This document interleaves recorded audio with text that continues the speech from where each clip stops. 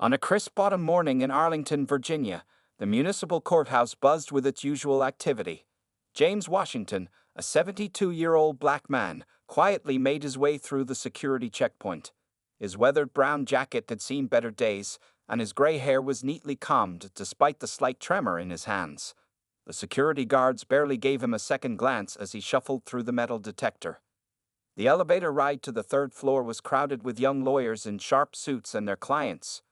Washington stood in the corner, leaning slightly on his wooden cane, appearing every bit like someone's grandfather who had lost his way. Nobody offered him a seat, though several noticed his slight limp and advanced age. Courtroom 305 was already filling up when Washington arrived. He chose a spot in the back row, carefully placing his worn leather briefcase beside him. The morning session was dedicated to traffic violations and minor infractions, matters that Judge Patricia Reynolds typically handled with swift efficiency and sometimes barely concealed impatience.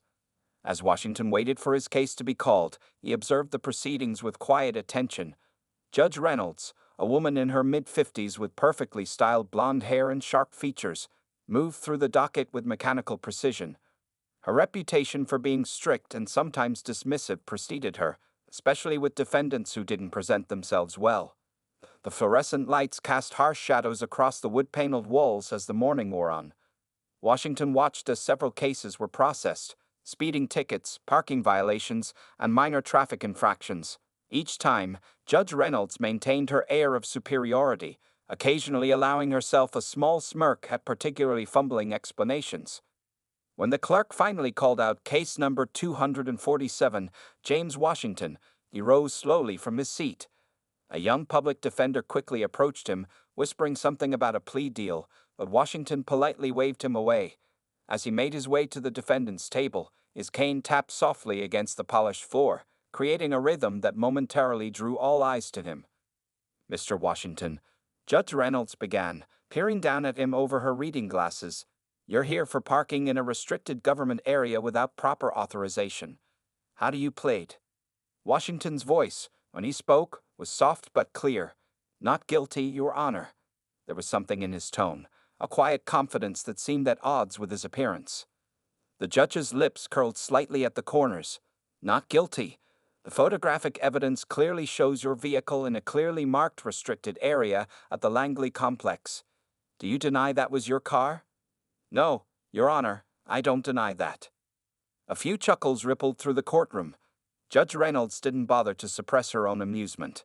"Then perhaps you'd like to explain to the court why you think you're not guilty of unauthorized parking in a restricted government area." Washington reached into his briefcase with deliberate slowness. The judge's impatience became visible as she drummed her fingers on the bench. "Mr. Washington, we have a full docket today. If you're looking for leniency, I suggest you reconsider your plea." "I appreciate your concern for time, Your Honor," Washington replied, his voice remaining steady and respectful. "I just need to show you my identification." "Mr. Washington, your driver's license is already in the court record. We can see that you're a resident of—" "Not my driver's license, Your Honor," Washington interrupted gently. His hand emerged from the briefcase holding what appeared to be a leather wallet. "I believe this will explain everything." The judge's expression shifted from amusement to annoyance at the interruption. "Mr. Washington, if you're about to show me some sort of honorary citizen badge or—" She never finished her sentence.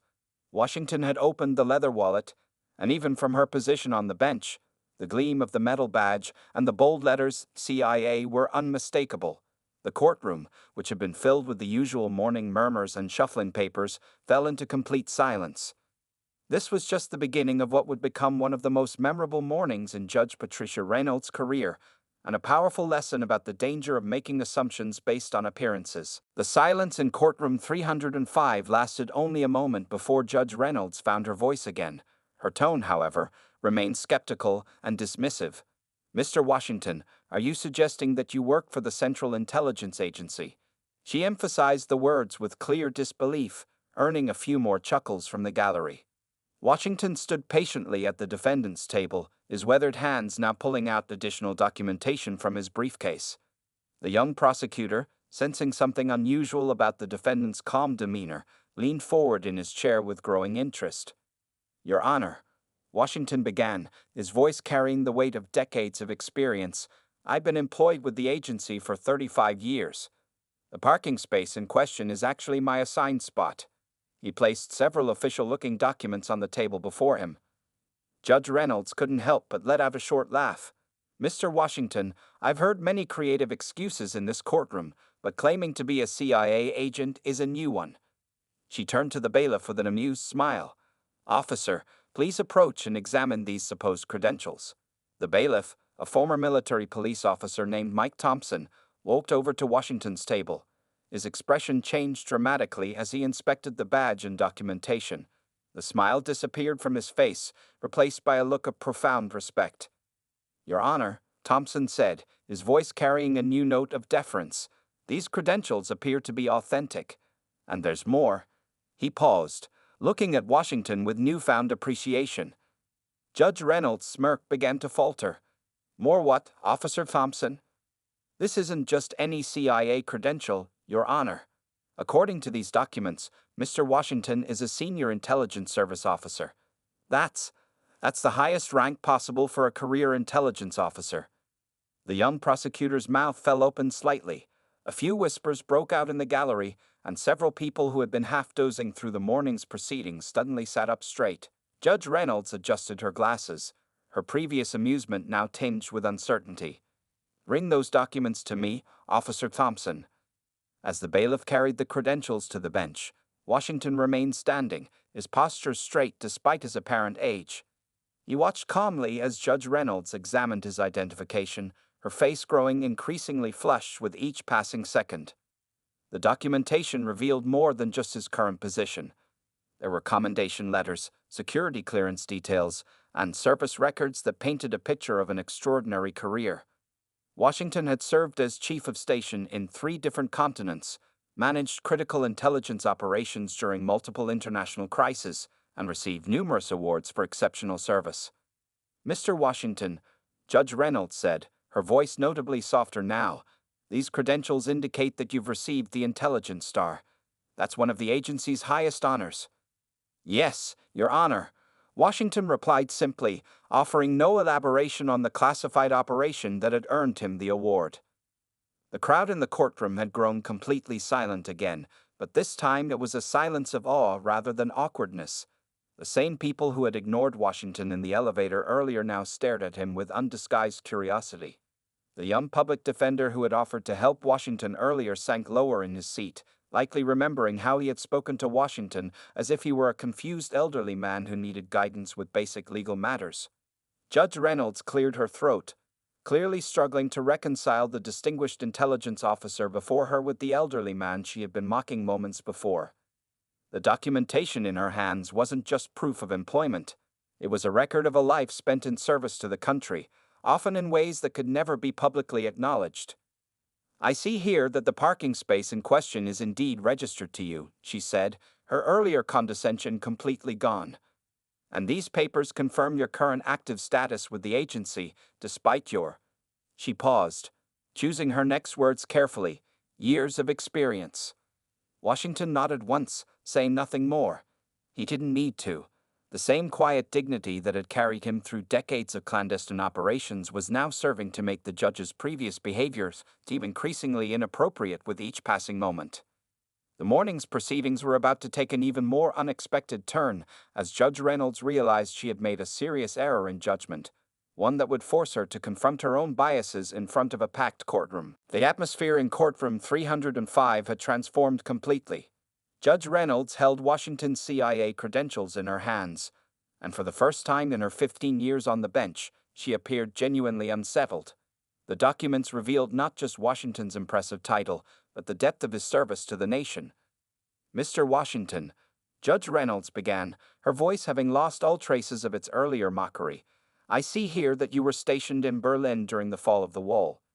She paused, looking up at him with new eyes. "And in Moscow during the collapse of the Soviet Union." Washington nodded slightly but maintained his silence. His eyes, sharp and alert despite his age, remained fixed on the judge. The other cases scheduled for the morning were temporarily forgotten as everyone in the courtroom focused on the unfolding scene. A young clerk rushed forward with additional papers. Your Honor, she whispered. We just received urgent confirmation from Langley.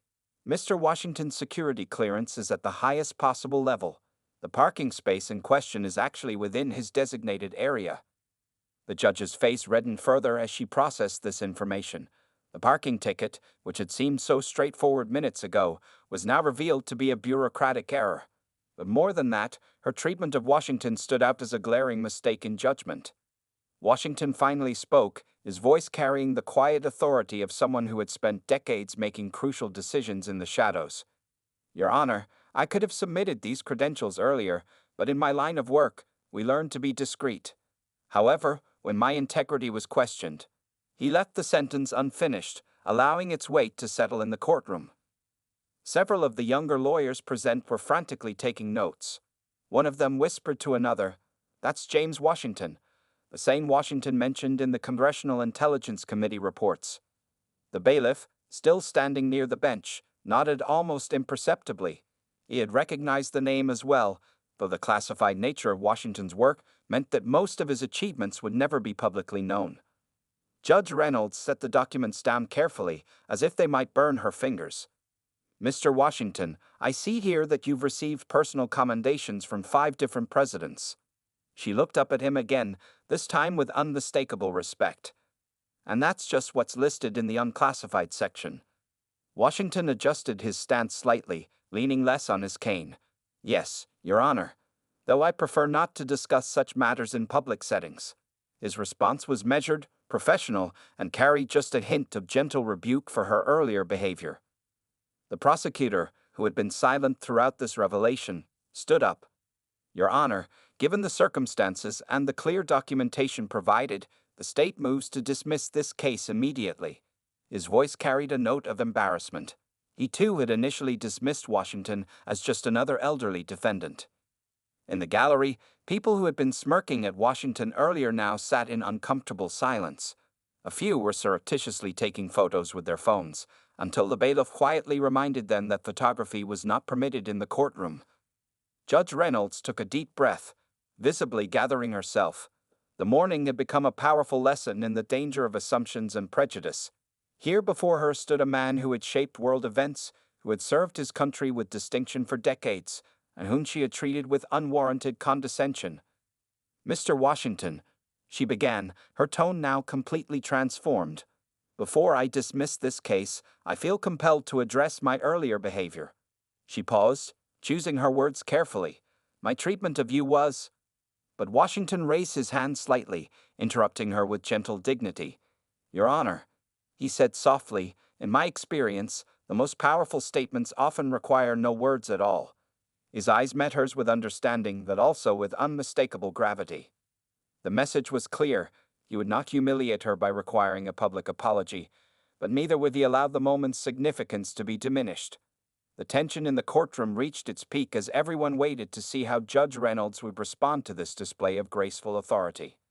The next few moments would prove crucial, as the judge faced one of the most challenging situations of her career, not just dismissing a simple parking ticket, but acknowledging a profound error in judgment that revealed her own biases. Judge Reynolds sat in stunned silence, her fingers tracing the edges of Washington's service record. The document detailed operations spanning 4 decades, missions in war-torn regions, delicate diplomatic negotiations, and intelligence gatherings that had likely saved countless lives. Yet the full scope of his achievements remained hidden behind carefully worded phrases and security classifications. "The court has reviewed the evidence thoroughly," Judge Reynolds announced, her voice carrying a new note of humility. "But before we proceed, Mr. Washington, there's something here I don't quite understand." She held up a particular page, her hand trembling slightly. This citation, dated 1989, refers to an operation in East Germany.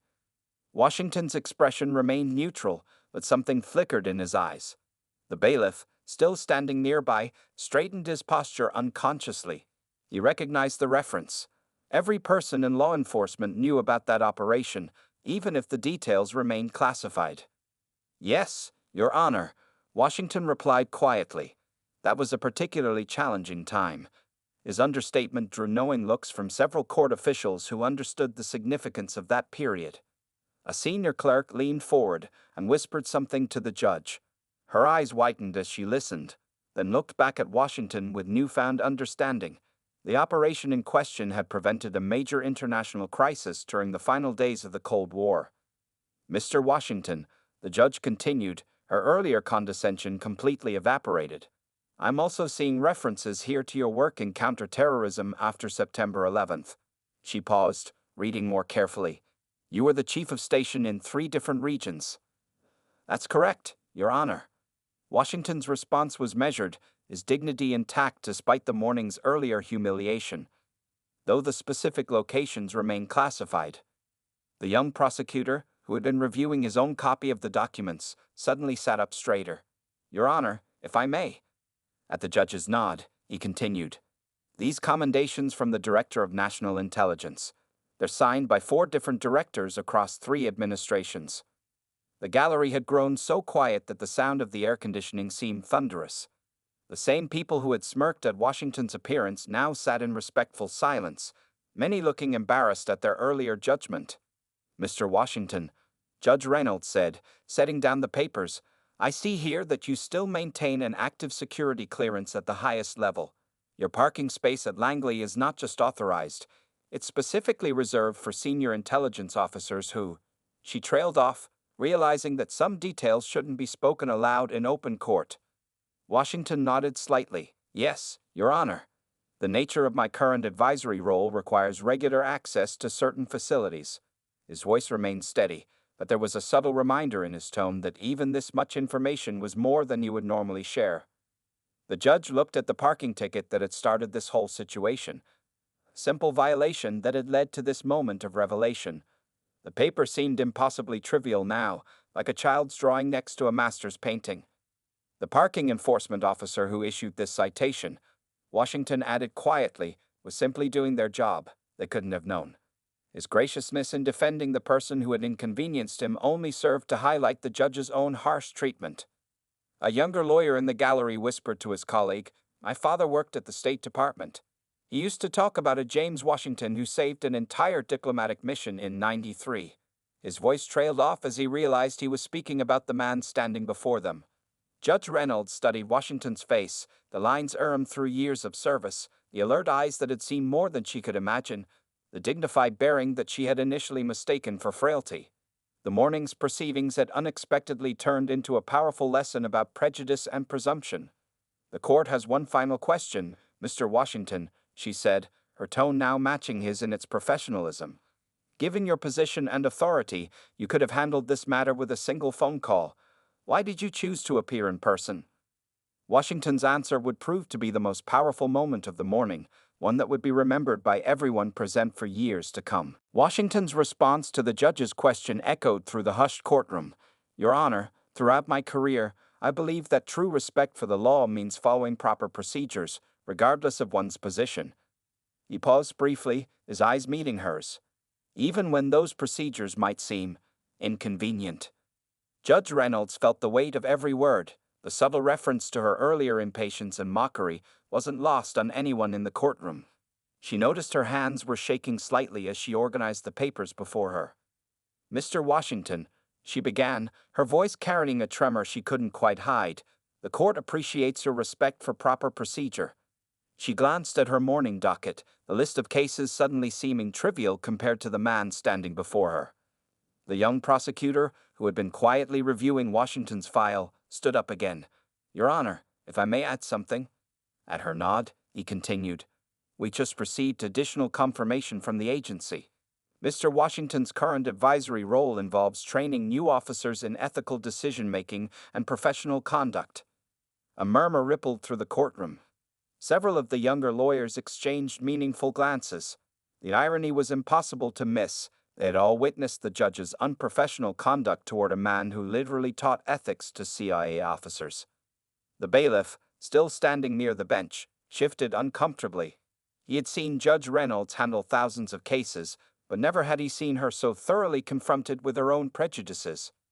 I see here, Judge Reynolds said, her voice slightly unsteady as she reviewed another document, that you've received the intelligence star for an operation that... She stopped, realizing that the details were classified.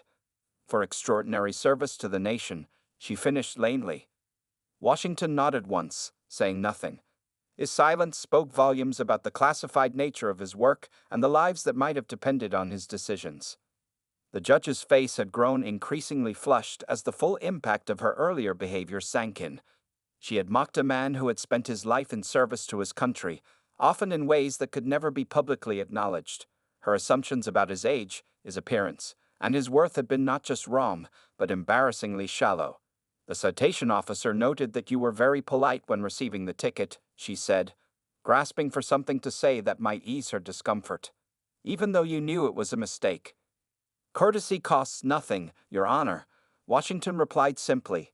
"And in my experience, it often reveals more about the person extending it than the person receiving it." The subtle lesson in his words caused several people in the gallery to wince. Judge Reynolds felt the heat rise in her cheeks again, understanding perfectly what Washington was not saying directly. A court clerk approached the bench with yet another message from Langley. As the judge read it, her eyes widened slightly. The message confirmed that Washington was not just any senior officer. He was part of a small, elite group that advised on matters of national security at the highest levels. "Mr. Washington," Judge Reynolds said, setting down the message with trembling fingers, "I find myself in an unusual position." She paused, struggling to maintain her judicial composure. "The evidence clearly shows that the parking citation was issued in error, but I find that I owe you more than just a dismissal of charges." Washington raised his hand slightly, just as he had done earlier. "Your Honor," he said gently, "in my line of work, we learn that actions speak louder than words. Perhaps the most valuable outcome of this morning's proceedings would be a reminder that justice should be blind to appearances." The courtroom fell silent again as the weight of his words settled over everyone present. Judge Reynolds sat in her chair, feeling the eyes of every person in the room on her. She had a decision to make, not about the parking ticket, which was clearly invalid, but about how to address her own behavior in a way that would honor the dignity of the man standing before her. The next few moments would determine not just the outcome of this case, but potentially the future course of her approach to justice itself. Washington stood patiently as Judge Reynolds gathered her thoughts. The morning sunlight now streamed through the courtroom windows, casting long shadows across the wooden floors. The same light that had earlier emphasized his age now seemed to highlight the quiet strength in his bearing. "The court has reached its decision," Judge Reynolds announced, her voice carrying none of its earlier condescension. "But before I render it, I want to address something that happened in this courtroom today." She paused, removing her reading glasses. "Something that has nothing to do with a parking citation." Washington remained still, his hands resting lightly on his cane. The gallery watched as the judge, known for her sharp tongue and quick judgments, struggled to find the right words. In 35 years of service, Washington spoke softly, breaking the tense silence. "I've learned that the hardest missions aren't the ones that test our courage, but the ones that test our character." His words carried no accusation, only wisdom earned through decades of experience. A young law clerk in the front row was frantically taking notes, sensing that this moment would be remembered long after the morning's proceedings were over. The prosecutor had closed his file, all thoughts of other cases forgotten. "Mr. Washington," Judge Reynolds continued, "your service record indicates that you've faced situations I can barely imagine. You've made decisions that affected national security, saved lives, and protected our country's interests." She paused, looking directly at him. "Yet you chose to come to this court today, following proper procedures, despite having the authority to handle this matter differently." Washington nodded slightly. "Your Honor, in my position, I've seen what happens when people believe they're above the law, or too important for proper procedures." His voice remained steady, but carried a weight that made everyone listen closely. "It starts with small things, a parking ticket, a minor regulation. But it never ends there." The bailiff, who had served in the military before joining the court staff, stood straighter at these words. He recognized the truth in them, having seen how small corruptions could lead to larger ones. "During my career," Washington continued, his eyes scanning the courtroom, "I've had to make difficult choices. Sometimes, the hardest part wasn't making the right decision, but maintaining my integrity when others questioned my judgment based on," he paused meaningfully, "appearances." Judge Reynolds flinched slightly at the gentle rebuke. The same prejudices that had led her to mock him earlier now seemed not just unprofessional, but deeply shameful. A senior attorney in the gallery leaned forward, recognizing Washington's name from a classified briefing years ago. He whispered to his colleague, "That's the Washington who prevented the embassy crisis in '97. His voice carried a mix of awe and embarrassment at having initially dismissed the elderly man. The court notes, Judge Reynolds said, regaining her composure, that Mr. Washington's credentials are not just impressive, they are exemplary. But more importantly, she added, her voice softening, his conduct today has provided this court with a valuable lesson. Washington's expression remained neutral, but there was a slight softening around his eyes. He had seen enough in his career to understand that sometimes the most powerful victories were the quiet ones. Your Honor, he said, in my years of service, I've learned that true authority doesn't come from titles or badges. He gestured slightly to his CIA credentials, still lying on the judge's bench. It comes from how we treat others, especially when we think no one of consequence is watching. The irony of his words wasn't lost on anyone in the courtroom.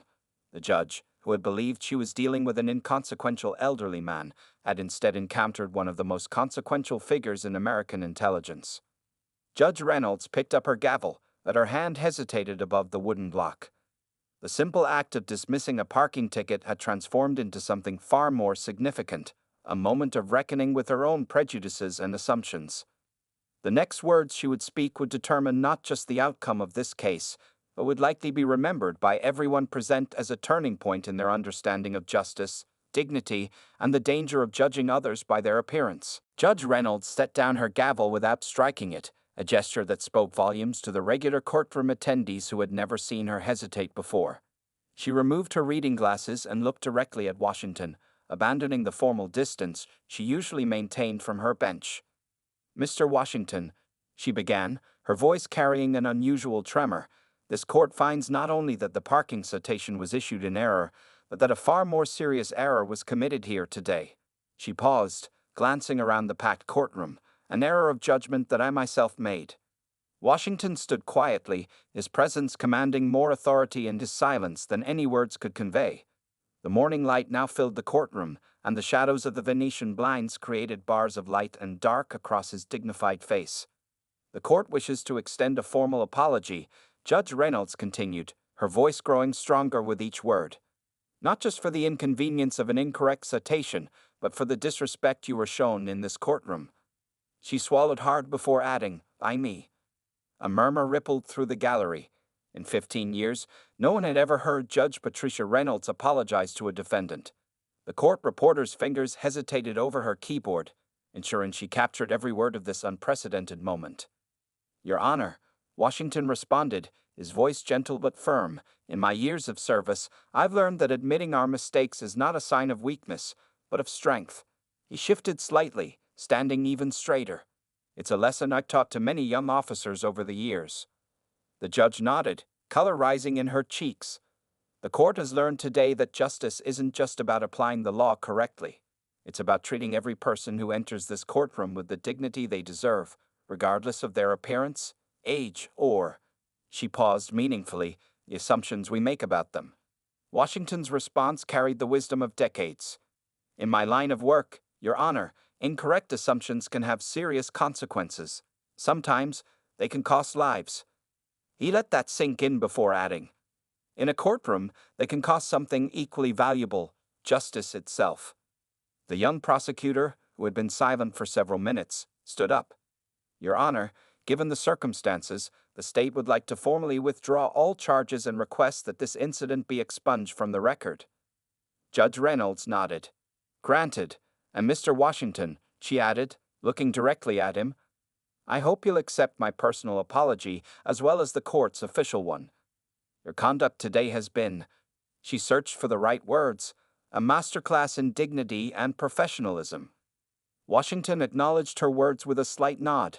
Your Honor, in my career, I've found that the true measure of a person isn't in never making mistakes, but in how they handle them when they do. His words carried no hint of condemnation, only understanding. The bailiff, still standing at attention, noticed that several of the younger lawyers in the gallery were wiping tears from their eyes.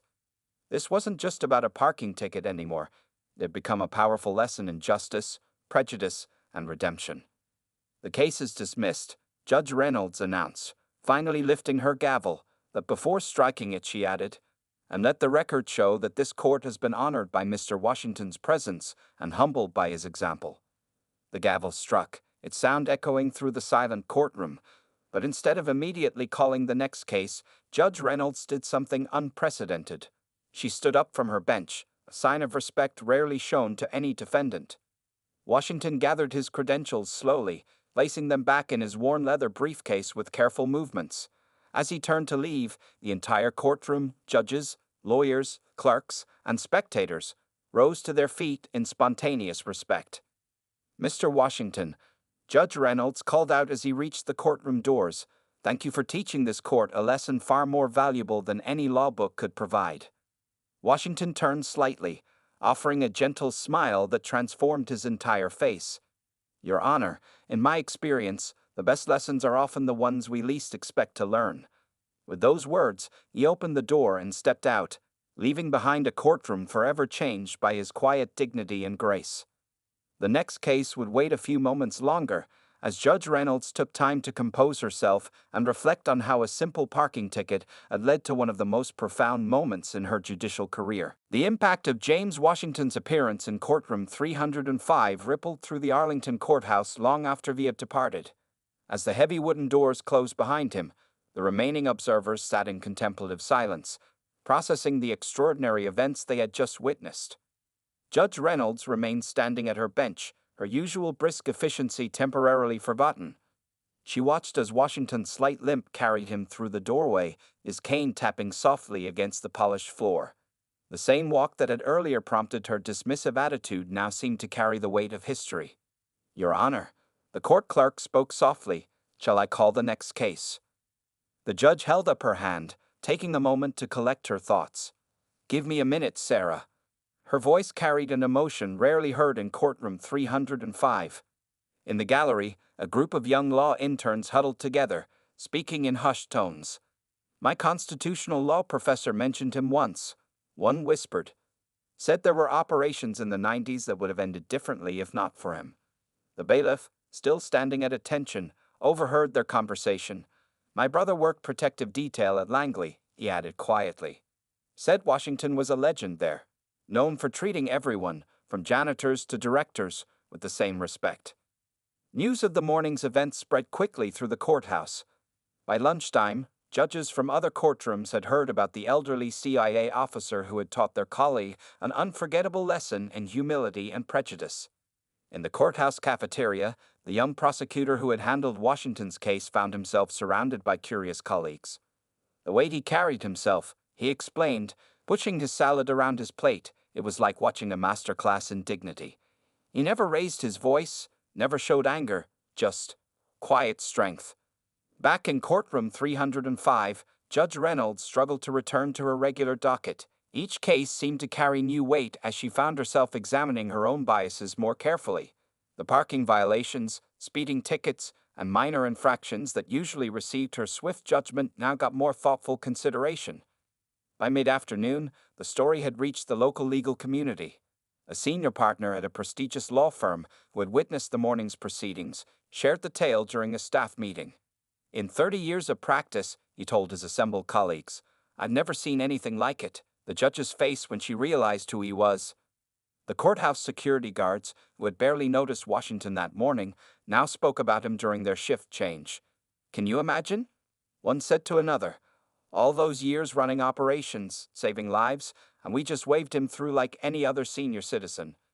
As the day drew to a close, Judge Reynolds sat alone in her chambers, reviewing her notes from the morning session. Her usually pristine desk was uncharacteristically cluttered, her afternoon cases having received less than her usual attention. A knock at her door interrupted her thoughts. It was Sarah, her longtime clerk. "Judge Reynolds, the chief judge asked me to give you this." She handed over a manila envelope. "It's some background on Mr. Washington, the unclassified version, at least." The judge opened the envelope with trembling fingers. The documents inside revealed more about Washington's career: humanitarian missions in war zones, crucial intelligence work that had prevented conflicts, lives saved through careful diplomacy. Yet he had appeared in her courtroom with no mention of these achievements, willing to be treated like any other citizen.